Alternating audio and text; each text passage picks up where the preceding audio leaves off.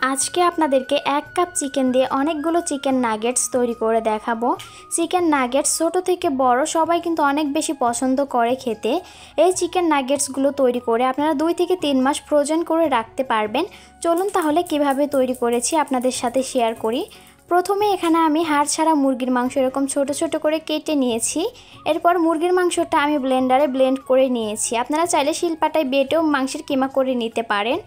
এরপর এখানে আমি নিয়েছি 4 পিস পাউরুটি। এখন পাউরুটির সাইডের অংশটা কেটে রেখে দিব। এরপর সবগুলো পাউরুটি আমি ব্লেন্ডারে ব্লেন্ড করে গুঁড়ো করে নিব। পাউরুটির এই সাইডের অংশ আছে, এগুলো আপনারা ব্লেন্ডারে ব্লেন্ড করে ব্রেড ক্রাম্বস তৈরি করে নিতে পারেন। পাউরুটির সাইডের অংশ কেটে নেওয়ার পর পাউরুটিগুলো এরকম ছোট ছোট পিস করে কেটে ব্লেন্ডারে গুঁড়ো করে নিব। এখন এই গুঁড়ো করে নেওয়া পাউরুটি পুরোটাই চিকেনের কিমার ভিতরে দিয়ে দিব। এরপর এখানে আমি দিব 1 চামচ কর্নফ্লাওয়ার, 1 চামচ দেব লাল মরিচের গুঁড়া, 1/2 চামচ কালো গোলমরিচের গুঁড়া, স্বাদ মতো লবণ, 2 টেবিল চামচ দিয়ে দিব আদা এবং রসুন বাটা, 1 টেবিল চামচ সয়া সস, 1 টেবিল চামচ টমেটো সস দিয়ে দিব। এখন সবকিছু একসাথে ভালোভাবে মাখিয়ে নিব।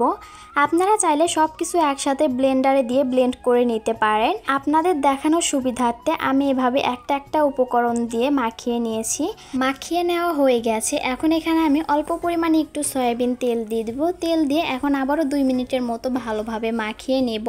তেল দেওয়ার কারণে কিন্তু চিকেনটা আর হাতে লেগে যাবে না। এখন আমি চিকেনটা হাত দিয়ে এভাবে চেপে চেপে ছড়িয়ে দিব। হাত দিয়ে এভাবে চেপে চেপে ছড়িয়ে দিয়ে বড় করে নিয়েছি। এখন আমি ছুরি দিয়ে কেটে নেব। ছুরি দিয়ে কাটার জন্য ছুরিতেও তেল মাখিয়ে নিয়েছি। এখন আমি প্রথমে এটাকে স্কোয়ার শেপে কেটে নিব। এরপর আমি নাগেটসের শেপ দিয়ে কেটে নিব। কেটে নেওয়ার পর সাইডের যে অংশগুলো রয়ে গেছে এগুলো দিয়ে আমি আবারও পরে নাগেটস তৈরি করে নিব। এখন আমি নাগেটসের শেপ দিয়ে কেটে নিব। আপনারা আপনাদের পছন্দ মতো অনুযায়ী সাইজ করে কেটে নেবেন। আমি একেবারে বড় করেও কাটিনি, আবার ছোট করেও কাটিনি, মাঝারি সাইজের করে কেটে নিয়েছি। এখন এই কেটে নেওয়া নাগেটসের সাইডের যে এবড়ো থেবড়ো অংশ আছে এইগুলো হাত দিয়ে এইভাবে চেপে চেপে একটু সমান করে দিব।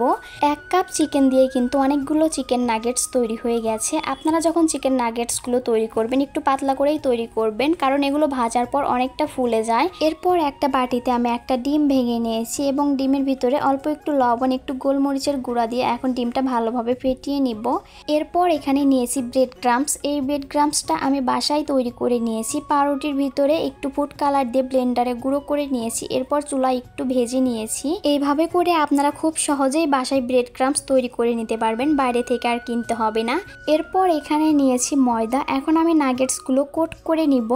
প্রথমে একটা করে নাগেটস নিয়ে ময়দায় গড়িয়ে নেব। এরপর এক্সট্রা ময়দাটা ঝেড়ে ফেলে দিব। এরপর ডিমের মিশ্রণ দিয়ে মাখিয়ে নিব। একটা কাঁটা চামচের সাহায্যে ডিমের মিশ্রণ ভালোভাবে মাখিয়ে নিব। এরপর ডিম থেকে তুলে ব্রেড ক্রাম্বস দিয়ে কোট করে নিব।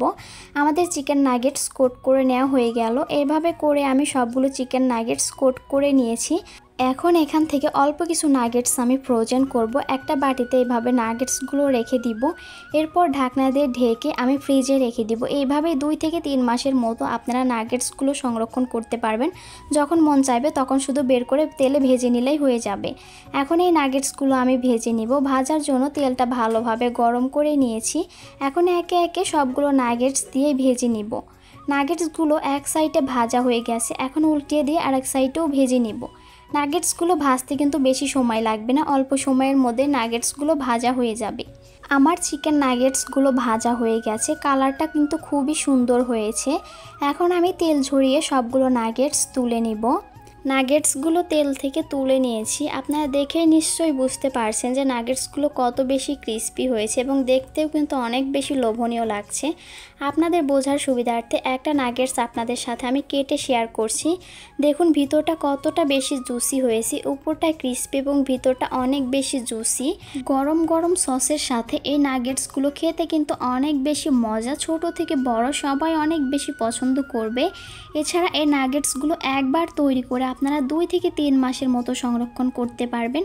আমার আজকের এই রেসিপিটা আপনারা কে কোথায় থেকে দেখছেন অবশ্যই কমেন্ট করে জানাবেন। ভিডিও ভালো লাগলে শেয়ার করে দিবেন। ইউটিউব থেকে ভিডিও দেখলে সাবস্ক্রাইব করে দিবেন এবং ফেসবুক থেকে দেখলে ফলো দিয়ে পাশেই থাকবেন। আজকের মতো এখানেই বিদায় নিচ্ছি। ভালো থাকবেন সবাই। আল্লাহ হাফেজ।